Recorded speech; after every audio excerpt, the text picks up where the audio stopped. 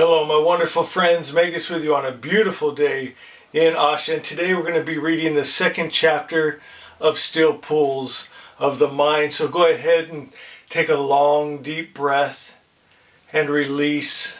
And just allow yourself to relax and be at peace for this reading. Chapter 2, The Mind. If thou can believe, all things are possible to him who believes. Jesus. By the words of Jesus, we see that our good is only a belief away.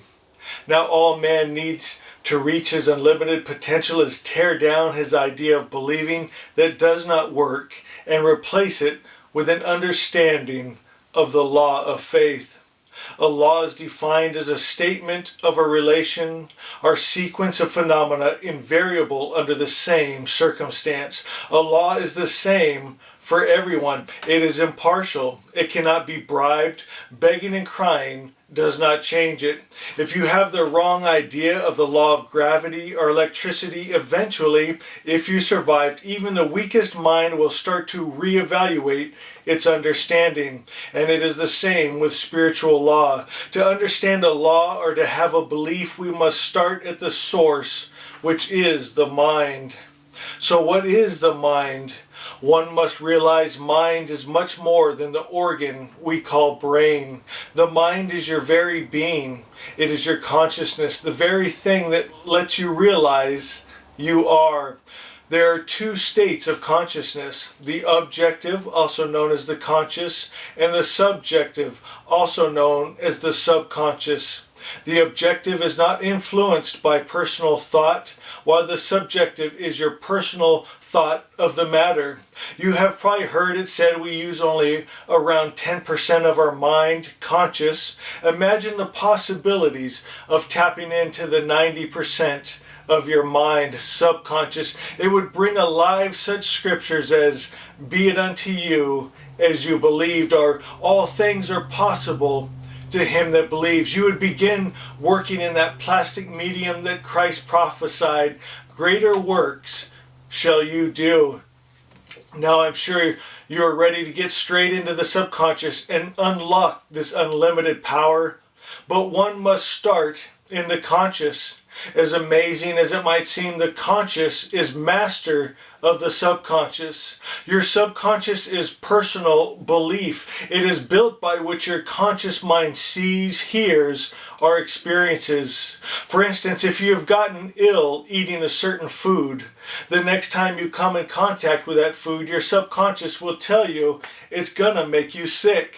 Just the look or smell of it will turn your stomach because the conscious mind has stored it in your subconscious to protect you from experiencing the same bad result.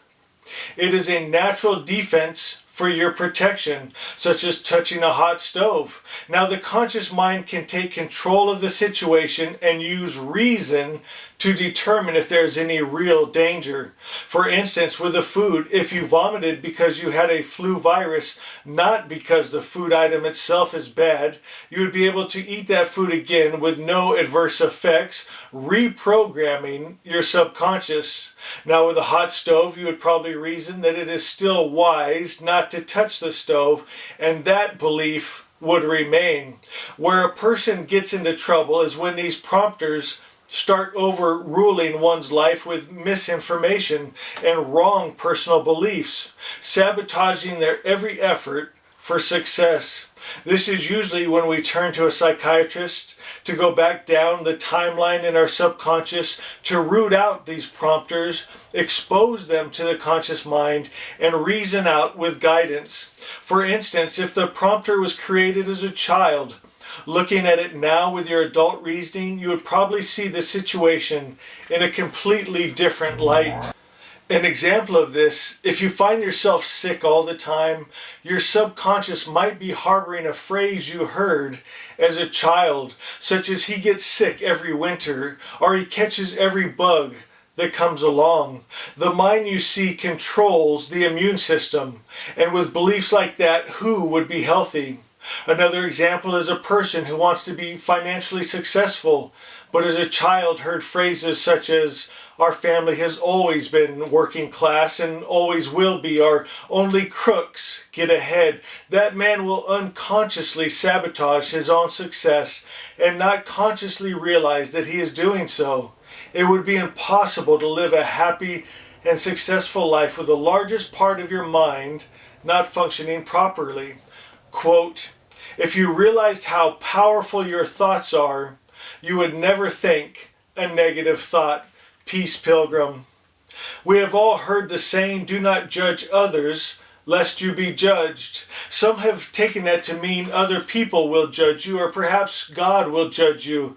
But there is a judge closer than you realize. It's your own mind. For instance, if you call a person stupid for a mistake he makes, your subconscious stores that information, and when you make a mistake, a signal goes out that you too are stupid, not realizing it because it is coming from inside of you, and then you begin to believe it. And that should give us all a good reason to find the positive in others. Quote, "Know thyself, Socrates." As we study the mind, we can see Socrates knew what he was talking about. To live to our full potential, we have to know ourselves. Our subjective mind is not only self-sabotaging our success, but it can be a volcano under the surface. And with the right circumstances, it can be set off. For when a person reaches a point he feels is unbearable, he starts moving down that continuum from sane toward the insane, if in different degrees according to how much information and misinformation is stored in his subconscious. This can be brought on by emotions generated from life experiences, and if the case is bad enough, the unconscious can completely override the ego and enter a period of psychosis. Or the same situation in a different person may bring out a less degree on the continuum, perhaps an outburst of crazy talk, which we have all experienced. These episodes can be a look into what's going on in our minds. It's an attempt of the psyche to address the problem of the wrong self or world image we hold. Now we look for the source, and this can be done by looking at what feelings set off that episode and then tracing them back in the subconscious to the first time that you felt that emotion. If you deal with that emotion at the first onset in your memory, then you will see it vanish in your present day. Another way to delve into the subconscious is through dream interpretation. Say you dream of being in a filthy bathroom. When you awake, recall the details of your dream, and then with your conscious mind deduce what is really happening. You may see you have a phobia of germs. Where did that originate? Maybe when you were 6 years old, your mother said, "Don't touch anything in there. You will get a disease." That is now your belief. Go back to it and look at it in the reasoning of an adult. And I think you will find that you will not have that dream anymore, and you will be able to go into a bathroom without an unnatural fear. Your conscious mind will have re-educated your unconscious. Now removing wrong beliefs is our first step. The second step is to replace them with truth. Replace the negative with positive. Quote, "When the unclean spirit is gone out of a man, he walketh through dry places, seeking rest, and findeth none. Then he saith, I will return into my house from whence I came. And when he is come, he findeth it empty, swept, and garnished. Then he goeth and taketh with him 7 other spirits, more wicked than himself, and they enter and dwell there. And the last state of the man is worse than the first." Matthew 12:43 through 45. I believe this is why psychotherapy alone takes so many years and the results are discouraging. For error must be removed, yes, but truth must take its place, or there is no lasting recovery. Man has been attempting to remove God from their science of mind. God is truth. If there is no truth, you are left with only error. Man, thinking himself wise, have become the fool, and it is showing in the rapid increase in mental disorders and their ability to only cope with the symptoms and not heal. To gain a clearer picture of this, let's look at hypnosis.